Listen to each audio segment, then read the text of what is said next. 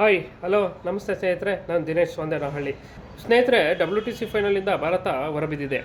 ಇವತ್ತು ಮುಕ್ತಾಯಗೊಂಡಂತಹ ಬಾರ್ಡರ್ ಗವಾಸ್ಕರ್ ಟ್ರೋಫಿಯನ್ನು ಆಸ್ಟ್ರೇಲಿಯಾ 3-1 ಅಂತರದಿಂದ ಗೆಲ್ಲುವ ಮೂಲಕ WTC ಫೈನಲ್ಗೆ ಲಗ್ಗೆ ಇಟ್ಟಿದೆ.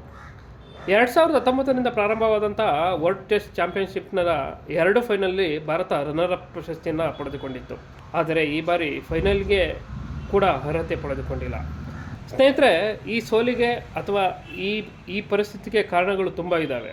ಬಲವಾದ ವ್ಯಕ್ತಿ ಯಾರಂತಂದರೆ ಅದು ಆಯ್ಕೆ ಸಮಿತಿ ಅಧ್ಯಕ್ಷ ಅಜಿತ್ ಅಗರ್ಕರ್. ಯಾಕೆ ಅಜಿತ್ ಅಗರ್ಕರ್ ಮಾತ್ರ ಕಾರಣ, ತಂಡ ಕಾರಣ ಅಲ್ವಾ ಅಂದರೆ ಖಂಡಿತ ತಂಡ ಕಾರಣನೇ ಸ್ನೇಹಿತರೆ.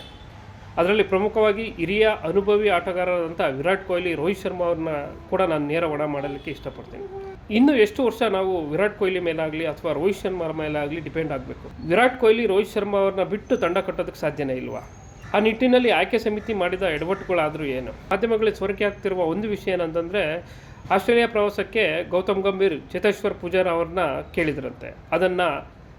ಆದರೆ ಈ ಆಯ್ಕೆ ಸಮಿತಿ ಅಧ್ಯಕ್ಷ ಅಜಿತ್ ಅಗರ್ಕರ್ ನಿರ್ಲಕ್ಷ್ಯ ಮಾಡಿದ್ದಾರೆ. ನನ್ನ ವಾದ ಕೂಡ ಆಸ್ಟ್ರೇಲಿಯಾ ಪ್ರವಾಸ ಸ್ಟಾರ್ಟ್ ಆಗೋಕ್ಕಿಂತ ಮುಂಚೆನೂ ಅದೇ ಇತ್ತು, ತಂಡಕ್ಕೆ ಚೇತೇಶ್ವರ್ ಪೂಜಾರ ಅವರ ಅವಶ್ಯಕತೆ ತುಂಬ ಇದೆ ಅಂತ.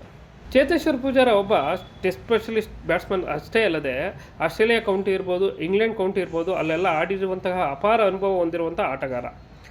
ಈತನ ಅಗತ್ಯತೆ ಬಾರ್ಡರ್ ಗವಾಸ್ಕರ್ ಟ್ರೋಫಿಗೆ ಸರಣಿಗೆ ತುಂಬ ಇತ್ತು. ನಾನು ಮೊದಲಿಂದನೂ ಹೇಳ್ಕೊಂಬತ್ತಾ ಇದೆ, ಚೇತೇಶ್ವರ್ ಪೂಜಾರ ಅವರು ತಂಡಕ್ಕೆ ಅವಶ್ಯಕತೆ ಇದೆ. ಅದು ಭಾರತ ತಂಡದ ಮಧ್ಯಮ ಕ್ರಮಾಂಕದ ಮೇಲೆ ಚೇತೇಶ್ವರ್ ಪೂಜಾರ ಅವರ ಪ್ರಭಾವ ತುಂಬ ಬೀರುತ್ತೆ ಅಂತ. ಒಂದು ಕಡೆ ವಿರಾಟ್ ಕೊಹ್ಲಿ ಅವರ ಸತತ ವೈಫಲ್ಯ, ಇನ್ನೊಂದು ಕಡೆ ಅನನುಭವಿ ಬ್ಯಾಟ್ಸ್ಮನ್ಗಳ ಬ್ಯಾಟಿಂಗ್. ಆಸ್ಟ್ರೇಲಿಯಾದಂಥ ತಂಡದ ವಿರುದ್ಧ ಅವರದೇ ನೆಲದಲ್ಲಿ ಆಡಬೇಕಾದ್ರೆ ಮಧ್ಯಮ ಕ್ರಮಾಂಕಕ್ಕೆ ಚೇತೇಶ್ವರ್ ಪೂಜಾರ ಅವರ ಅಗತ್ಯತೆ ತುಂಬ ಇತ್ತು. ಗೌತಮ್ ಗಂಭೀರ್ ಅವ್ರ ಮನವಿಯನ್ನು ಅಜಿತ್ ಅಗರ್ಕರ್ ಅವರು ನಿರ್ಲಕ್ಷ್ಯ ಮಾಡಿದ್ದು ಈ ಸೋಲಿಗೆ ಹೊಣೆ ಅಂತಲೇ ನಾನು ಹೇಳೋಕ್ಕೆ ಇಷ್ಟಪಡ್ತೀನಿ ಫ್ರೆಂಡ್ಸ್.